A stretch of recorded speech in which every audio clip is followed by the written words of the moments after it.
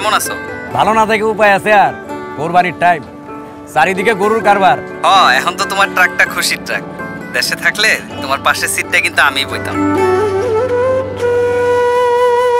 পাশের সিটটা খালি আছে, কাউরে বইতে দেই না। আজিজ ভাই, গরুগুলো ঠিক মতো পৌঁছে দিও। ডেলিভারি নিয়ে কোনো টেনশন নাই। কেন, তোমার পথের খরচের টাকা। আর শোনো, ট্রাকটা ঠিক মতো দেখে রাখো।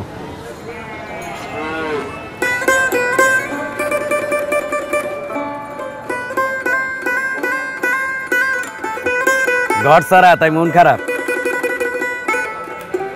আমার নিজেরও একটা ঘর নাই রে। বাইরে বিদেশ পাঠাইতে নিজের ট্রাকটা বেঁচে দিছি। ট্রাকটা দিয়ে দেশের এই সীমানা থেকে ওই সীমানা কত ঘুরে বেড়াইছি। এটা ভাড়াই চালানো ট্রাক। নিজের একটা গাড়ি, নিজের একটা ঘরকে কখনো হইব?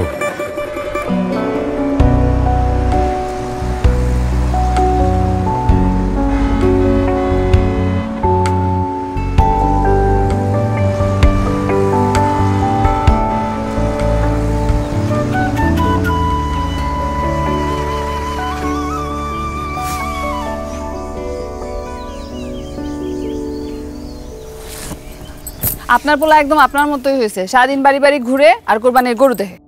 থাক না, ঈদের সময়। আর ঈদ আপনারই কাছে পাই না, দিনের পর দিন এই খুশিই তো কোরবানি দিতেছি। জানো আজ না মেলা গরু দেখছি, তুমি কবে চাকে করে গরু নিয়ে আসবা? আমার নিজেও একটা গাড়ি হোক, তারপর ইয়া বড় একটা গরু আনবো তোমার লাইগা। কত বড়? এত বড়? এত বড়?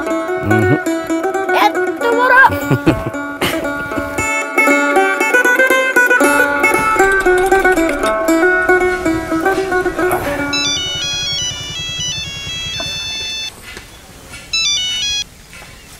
হ্যাঁ হ্যালো।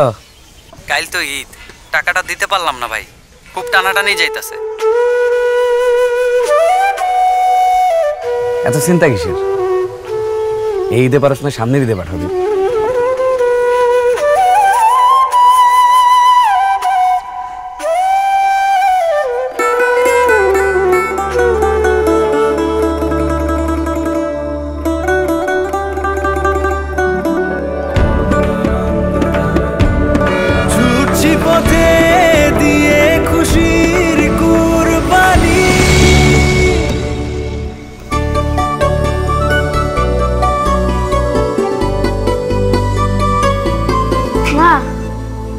আইজ বাইব না?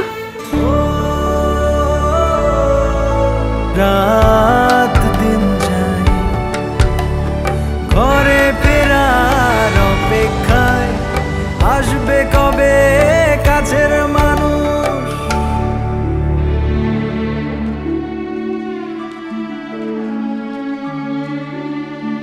ঈদের দিন তো শেষ, এদের খাওয়ান বামু তো। ঈদ তো এখনো শেষ হয় নাই, শুরু হইলো মাত্র। যাও হাত মুখ ধুয়ে আসো।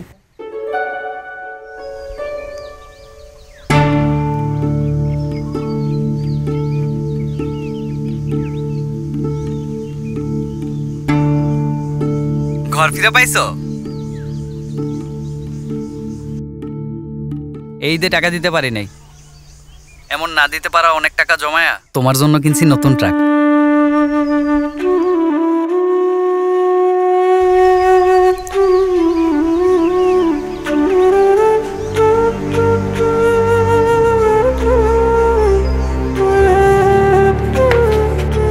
তোমার গাড়ি, তোমার ঘর।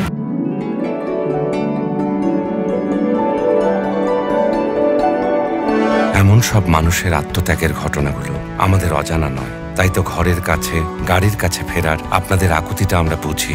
আত্মত্যাগের সুবাস ছড়িয়ে যারা চারপাশের মানুষদের ভালো রাখার চেষ্টা করেন, তাদের জানাই ঈদের শুভেচ্ছা। ঈদ মোবারক।